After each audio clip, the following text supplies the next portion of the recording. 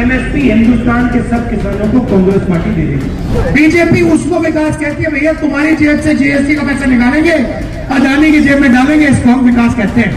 जेब कतरा सबसे पहले क्या करता है? पहले ध्यान में करता है। देखो पहले क्या था भैया, उधर देखो, उधर देखो भैया, उधर देखो, वो प्रधानमंत्री का काम है।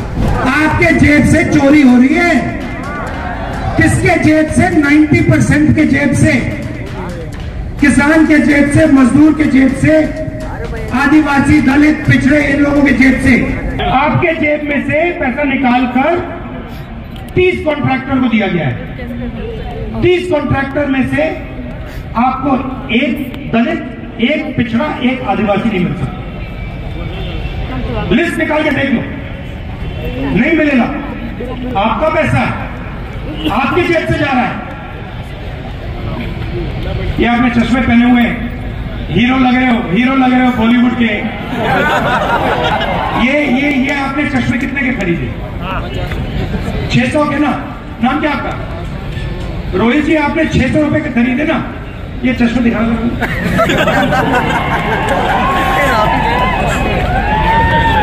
ये जो चश्मे खरीदे रोहित ने,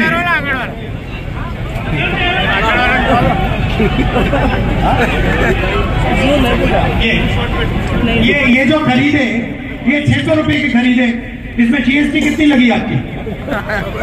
28%। अच्छा, अगर यही चश्मा अदानी खरीदता तो उसके कितने लगते? 28। जितना आपने जीएसटी में पैसा दिया उतना अदानी देता है। आपकी आमदनी कितनी है? आपके अंदर अंबानी, आपकी आमदनी 50,000 मंथली, उसकी कितनी है? गिनती के बाहर है। तो जिसकी आमदनी गिनती के बाहर है और आपके 50,000 रुपए है, दोनों एक जैसा जीएसटी क्यों दे रहे? वाह, बात समझ आई? आपके जेब से चोरी हो रही है। किसके जेब से? 90% के जेब से, किसान के जेब से, मजदूर के जेब से, आदिवासी, दलित, पिछड़े, इन लोगों के जेब से। पैसा जाता कहां है? वही 5-10% के लोगों की जेब में। उसको विकास कहते हैं। बीजेपी उसको विकास कहती है, भैया तुम्हारी जेब से जीएसटी का पैसा निकालेंगे, अदानी की जेब में डालेंगे, इसको हम विकास कहते हैं। यह विकास नहीं है, इसको चोरी कहा जाता है। विकास का मतलब इन संस्थाओं में 90% की भागीदारी। तो जाति जनगणना और इकोनॉमिक सर्वे के बाद पता लग जाएगा, पूरे गुजरात को पता लग जाएगा कि सड़कों का जो पैसा जा रहा है उसमें 1 रुपया ना आदिवासी को जाता है, ना दलित को जाता है, ना पिछड़ों को जाता है, ना किसी को जाता है। आप फसल बीमा योजना देखो, मैंने आंकड़े निकाल रखे हैं। फसल बीमा योजना का 35,000 करोड़ रुपए साल का लगता है। 10,000 करोड़ रुपया स्टेट की सरकार देती है। सुनो सुनो, अभी उसकी भी बात करूंगा। फसल बीमा योजना का पैसा कहां जाता है जानते हो? 16 कंपनियों के पास। 16 कंपनियों की लिस्ट निकालो, उसमें आपको एक दलित नहीं मिलेगा, एक आदिवासी नहीं मिलेगा, एक पिछड़ा नहीं मिलेगा। आप पैसा भरते हो, उनके बैंक अकाउंट में जाता है, खेत में नुकसान होता है, आपसे कहते हैं भैया आपको तो पैसा ही नहीं देंगे। बराबर है ना? तो जाति जनगणना से यह सब पता लग जाएगा कि हिंदुस्तान का धन कैसे बटा है, किसके हाथों में है, कहां जा रहा है, कितने पिछड़े वर्ग के लोग हैं, कितने दलित, कितने आदिवासी, ब्यूरोक्रेसी में कितने हैं, बड़ी बड़ी कंपनियों में कितने हैं, मीडिया में कितने हैं, सब पता लग जाएगा। और ये हिंदुस्तान के लिए क्रांतिकारी कदम होगा। देखिए 70 साल पहले आजादी मिली, सही? आजादी में निर्णय लिया गया कि सबकी अब एक साथ प्रगति होगी। अब मैं सिर्फ ये कह रहा हूं कि 70 साल हो गए, अब एक एक्सरे कर लेते हैं, पता लगा लेते हैं कि भैया भागीदारी आज तक किसकी है, धन किसके हाथों में है, आदिवासियों के हाथों में है, कितना है। जनता बेवकूफ बनाया जा रहा है, डेटा मिल जाएगा, उसके बाद हिंदुस्तान की सच्ची राजनीति शुरू हो सकती है। ये हम करना चाहते हैं। पहला कदम हमने अपने मैनिफेस्टो में लिखा है, जाति जनगणना, और ये जो 50% का रिजर्वेशन है, ये जो लिमिट डाल रखी है, इस लिमिट को हम हटा देंगे। समझ में आई बात? इसमें आदिवासियों को, दलितों को, पिछड़ों को, छोटे पिछड़े वर्ग लोगों को सबको फायदा होगा। बीजेपी कहती है किसानों को हम एमएसपी नहीं दे सकते। एमएसपी मतलब मिनिमम सपोर्ट प्राइस, कम से कम दाम। मोदी जी की सरकार किसानों को हाईवे पे रोकती है, कील ठोक के दीवार बनाकर। सही बात है। वो क्या चाहते हैं? सिर्फ एमएसपी चाहते हैं। उन्होंने कहा देखिए, आप सब लोगों को सही दाम दिलवाते हुए, दुकान में कोई कुछ बेचता है उसको सही दाम मिलता है। चिप्स का पैकेट कितने का होता है? छोटा वाला, हाँ, 5 रुपए का, 10 रुपए का। उसमें कितने आलू होते हैं? 4 आलू कितने होते हैं? मैंने कल शक्ति सिंह जी से पूछा, चिप्स का पैकेट दिखा के पूछा, उसमें आधा आलू होता है। आधा आलू दुकान में 10 रुपए का बिकता है, मगर जब किसान बेचता है तो आधा आलू कितने का बिकता है?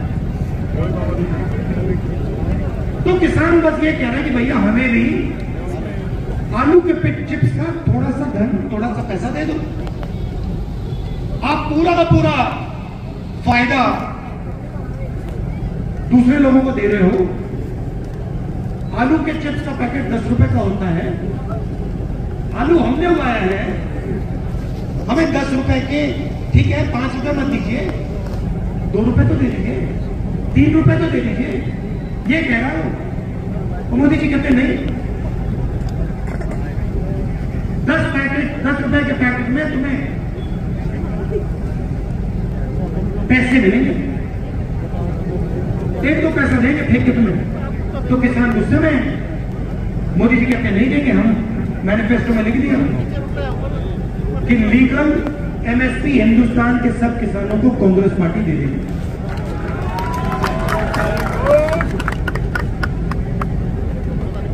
बोलो बोलो भैया, खुल के बोलो। ये बीजेपी की मीटिंग नहीं है, ये कांग्रेस वालों की है। हाँ,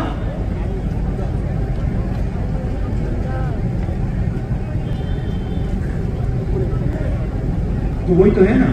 मगर जो फसल बीमा योजना है, उसका जो पैसा सरकार देती है वो आपकी जेब में से निकलता है। अच्छा आप बताओ, हाँ,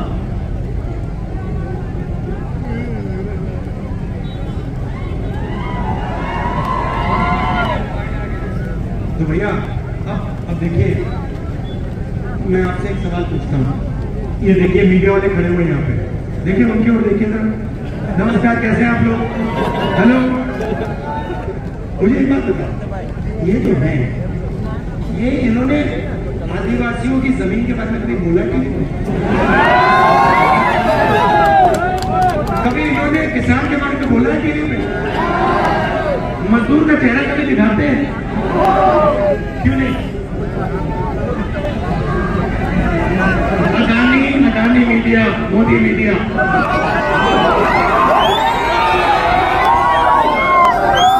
वो आपका ध्यान इधर उधर करते हैं।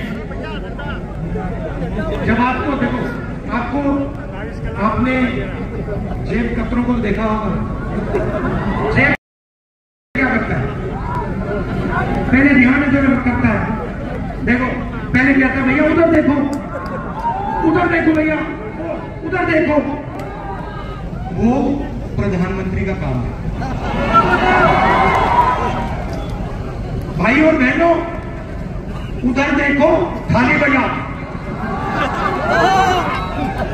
इधर फोन चलाओ, वो देखो भैया, उस साइड देखो। आप लोग इधर उधर देखते रहते हो, आप देखते रहते हो।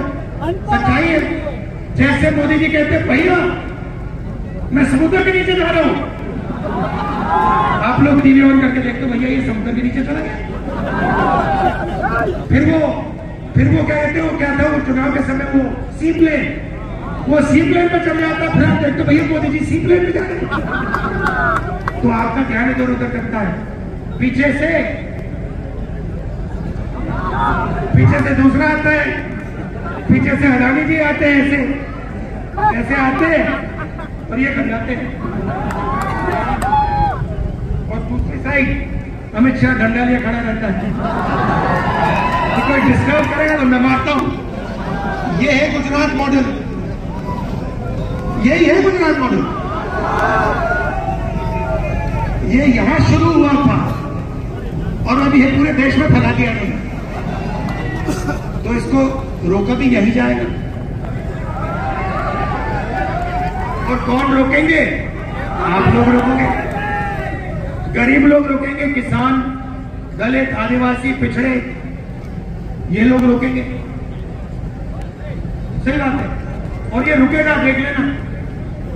मगर ये मत भूलिए, जाति जनगणना क्रांतिकारी कदम है, ये आपको छोड़ना नहीं है, ये छोड़ना नहीं है आपको। ये आपको आपका ये दरवाजा खोल देगा, दीवार तोड़ देगा। ये भूलिए मत मेरी बात।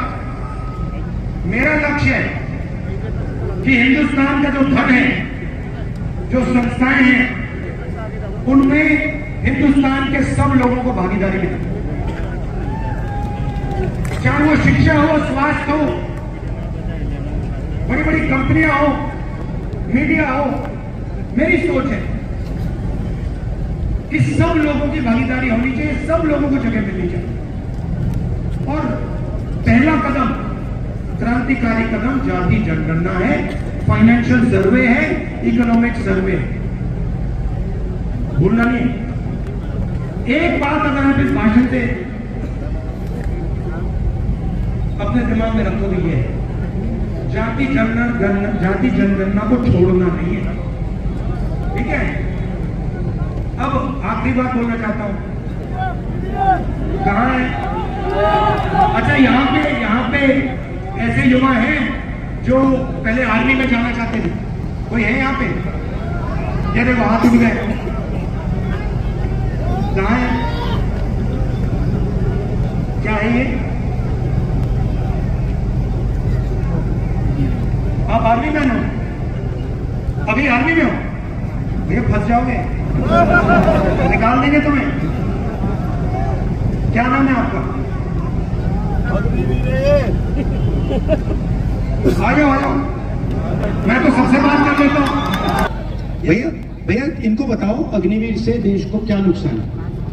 सर, ये आप लोगों की सुरक्षा के साथ खिलवाड़ हो रहा है। ये कोई 4 साल की नौकरी मात्र नहीं है, ये देश की सुरक्षा के साथ खिलवाड़ किया जा रहा है, आप लोगों की सुरक्षा के साथ खिलवाड़ किया जा रहा है। ये सिर्फ पेंशन की बात नहीं है, ये भारतीय सेना किसी के बाप की बबौती नहीं है, ये हमारी और आपकी सेना है, हर लोगों की सेना है, जिसकी वजह से मैंने इस सच्चाई को जब बोला था कि भारतीय सेना के साथ खिलवाड़ नहीं होना चाहिए, तो इस वजह से मैंने त्याग पत्र दिया। लेकिन उन्होंने बोला ये चीजें मान्य नहीं है, इस चीज को दबाया गया। पहले जो आर्मी थी उसमें एक दे देंगे आपको, उसमें कितने सालों की ट्रेनिंग होती थी? सर, मेरी खुद 3 साल की थी और उसके बाद 1 साल की और एडवांस। तो आपकी 4 साल की ट्रेनिंग हुई। आप मुझे बताओ, जो अग्निवीर को 6 महीने की ट्रेनिंग दी जाएगी, उससे काम बन जाएगा? सर वो भी ट्रेनिंग प्रॉपर नहीं हो पा रही, उससे कहीं काम नहीं बनने वाला। वो सेना को बिल्कुल कमजोर किया जा रहा है। आने वाले समय में हम जो स्वर्गीय नेताजी कहते थे मुलायम सिंह कि हमें पाकिस्तान से डर नहीं है, हमें चीन से डर होनी चाहिए। चीन से मतलब मुकाबला करने के लिए अपने सैनिक को मजबूत बनाना चाहिए। लेकिन ये लोग अभी हमें ऐसा कमजोर कर देंगे कि आने वाले समय में पाकिस्तान से भी मुकाबला करने में सोचना पड़ेगा, अगर ऐसी व्यवस्था लाएगी।